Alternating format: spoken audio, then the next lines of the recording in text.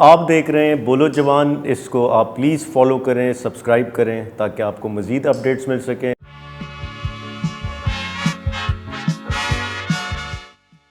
इन बातों को एक तरफ रखते हुए कुछ चुटकुले मैं आपकी खिदमत में पेश खिदमत करूंगा। क्या ये बात सही है कि N95 को 95 टाइम्स पहना जा सकता है?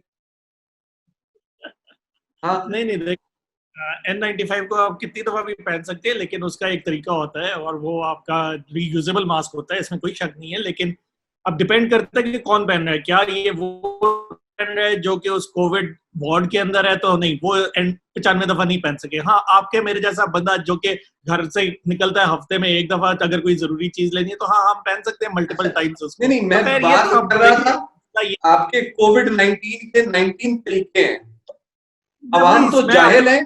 ये वजीर आपने कहाँ से पकड़े? इतने काबिले फख्र वजीर कहाँ से पकड़े हैं?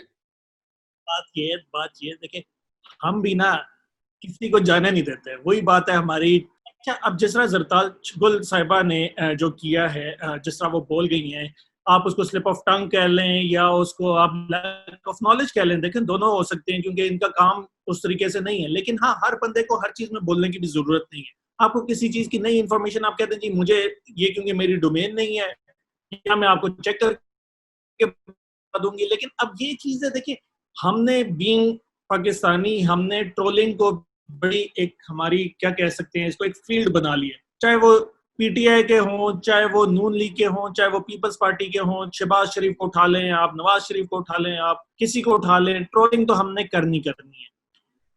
इसी तरीके से अब जिस तरह वो मियाँ साहब की थी, वो हायर देन हिमालयज और डीपर देन सी वाली जो थी, उसको भी उसी तरीके से लिया गया कि जी अब मेरा सवाल ये उठता है कि आमिर मतीन साहब जो कि एक मायनाज जर्नलिस्ट हैं, जानने माने हैं, वो अब अगर इस लेवल पे आके मजाक उड़ाएंगे किसी का, तो वो सही नहीं लगता। या तो फिर वो आप सबका उड़ाओ, फिर उससे ये आपकी एक शुरू होती है कि जी आप क्यों बायस क्यों।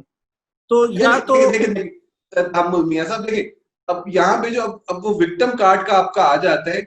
ये स्टेटमेंट या तो किसी लाइव शो में चला हो, ये रिकॉर्डेड शो था।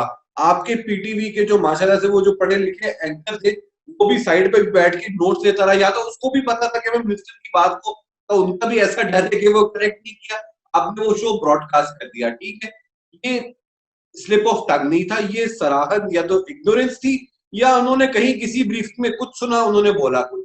अच्छा, ये पहली दफा नहीं है।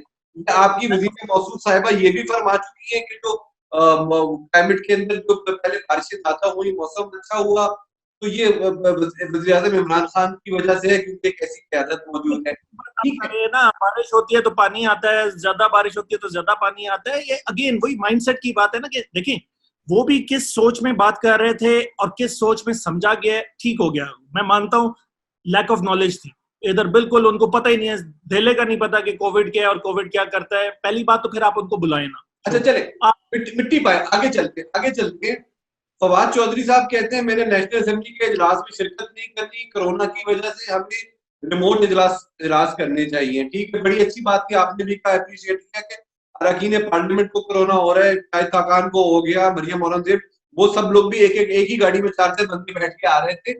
मगर अभी एक वीडियो मैंने आपको भी भेजी है, फवाद खान साहब मास्क लगाए प्रिंस बादल खान के पासपोर्ट ऑफिस का इफ्तिताह कर रहे हैं। तो क्या इनके इफ्तिताह के वक्त कोरोना छुट्टी पे चला जाते हैं? ये कहाँ की मतलब ये अकलमंदी लेके आते हैं ये। अच्छा देखिए, जरताज गुल साहिबा पे जो क्रिटिसिज्म आया है, वो एक तो लैक ऑफ नॉलेज पे भी है, and then this is not the first time कि उन्होंने इस किस्म के बयान दिए। वो एक हिस्ट्री रखती है इस किस्म की बोंगियां मारने में, और वो कोई वाहिद वजीर नहीं है। ठीक है, मुराद सईद साहब भी ऐसे शगुफे फरमा चुके हैं, आपके शहरियार आफरीदी साहब भी ऐसे नादिर फरमान कर चुके हैं। माशाल्लाह से सिंध में जो आपके अपोजिशन लीडर है खुर्रम शेर जमान साहब, उन्होंने तो कहा कि कोरोना एक सी कैटेगरी का वायरस है जो पाकिस्तान में है। और इस सब के बाद यास्मीन राशिद साहिबा, उस पर भी अब आप बहुत वो बैक एंड फोर्थ हुई कि नहीं, जियो वालों ने उस वीडियो को डॉक्टरेट किया था, उन्होंने लाहौरियों को, उन्होंने पूरी आवाम को जाहिल कहा था, या उन्होंने उन लोगों को जाहिल कहा था जो एसओपीज पे अमल नहीं करती। मगर at the end of the day, अगर यही आवाम जाहिल है जिन्होंने आपको वोटों से असेंबली में लेके आए हैं, तो फिर बताएं कि इस मुल्क का आगे होगा क्या।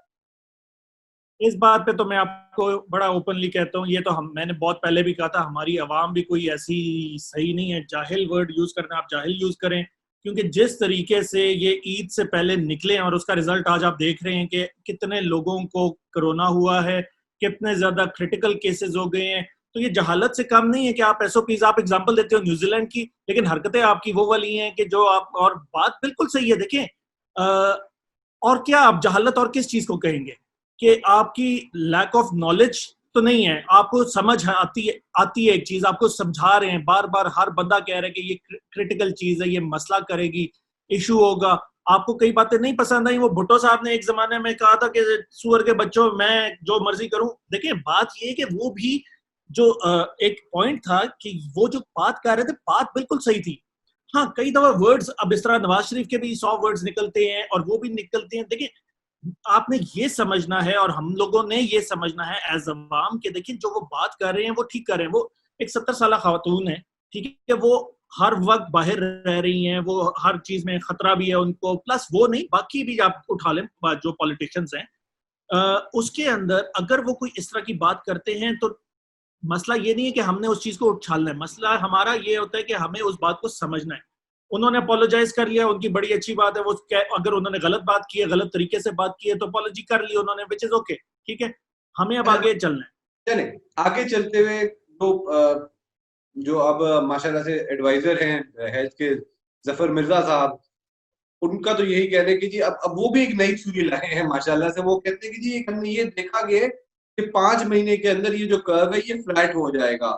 खुद ब खुद तो फ्लैट नहीं होगा ना, अगर प्रिकॉशंस दी जाएंगी तब फ्लैट होगा। मतलब वो अब ये आसरा दे रहे हैं कि जुलाई एंड अगस्त के बाद आप इसमें कमी देखेंगे। उस वक्त तक तो वही उन्होंने हम, हाथ उठा लिया कि उस वक्त तक तो ऊपर जाएगा ही जाएगा। अब उसके बाद अगर अगस्त में भी फ्लैट होगा तो वो अगर एसओपी स्ट्रिक्टली फॉलो होंगे तब होगा। उसके बगैर कुछ जादू की छड़ी नहीं आएगी कि वो एक ठीक टच करेगी, उसके बाद वो जो आप पहले हर्ड इम्यूनिटी कहते रहे, हर्ड इम्यूनिटी भी देखिए, हर्ड इम्यूनिटी उस वक्त होगी कि जब वक्त एक वैक्सीन आ जाए और फिर इसका असर जाहिर होता जाए। अभी तक की जो हालात है, कोई गारंटी नहीं है कि आप ये कह सकें कि अगस्त के बाद पाकिस्तान में डिप आएगा। हाँ, ये है कि एक और पीक हम एक्सपेक्ट कर रहे हैं। एक चीज तो अभी तक जो सामने आई है वो ये आई है कि जो कोरोना पेशेंट एक दफा रिकवर कर गया है, उसको रिलैप्स नहीं किया। बहुत कोई इक्का दुक्का केस हुआ था, लेकिन वो भी कोई और रीजन थी जिसको उन्होंने कहा है। लेकिन जो कोरोना से गुजर चुके हैं, उनके अंदर जो एंटीबॉडीज आ गई हैं, वो दोबारा से कोरोना नहीं हो रहा। ये तो एक तरह से इम्यूनिटी तो उनके अंदर आ रही है। दूसरी चीज जो अभी आप कह रहे हैं कि जी जफर मिर्जा साहब कह रहे हैं कि जी ये 5 महीने और लगेगा, 5 महीने भी हम नहीं कह सकते, हो सकता है इससे ज्यादा लगे, क्योंकि अभी किसी को इसका कोई आइडिया नहीं है। लेकिन हाँ, आप अगर बाकी भी दुनिया का कर्व देखें, अभी अमेरिका का देखें आप, अमेरिका में जिस स्पीड से बढ़े थे, और अभी ये जब से जॉर्ज फ्लॉयड का हुआ है, वो एक सियाफाम बंदा जब मारा गया है, उसके बाद जो प्रोटेस्ट हुए हैं, वहां कोरोना खत्म नहीं हुआ था, लेकिन वहां जिस तादाद में लोग निकले हैं, उसको गुजरे भी अब 3 हफ्ते से ज्यादा हो रहे हैं। तो आप देखिए, उनके वहां उस स्पीड से दोबारा नहीं बढ़ना शुरू हुआ। तो यानी कहीं ना कहीं तो वो फ्लैट होना हॉटस्पॉट्स शुरू। तो है ना अमेरिका में, की बात ये कि वहां पे भी न्यूयॉर्क एक उसमें हॉटस्पॉट था, अब दूसरे इलाके हॉटस्पॉट बन रहे हैं। देखिए, जैसा अपनी बात को समेटते हुए जो अभी के हालात लग रहे हैं, वो फिलहाल के तो यही है कि ये अगले आने वाला ये महीना और अगला महीना और टिल मिड ऑफ अगस्त, जो अभी तक हमें सरकारी जराये ने बताया है, केसेस में इजाफा होगा। और जब जो एहतियात है वो अभी अगले 2 महीने तक आपको कंटिन्यू रखनी है। और बिल्कुल।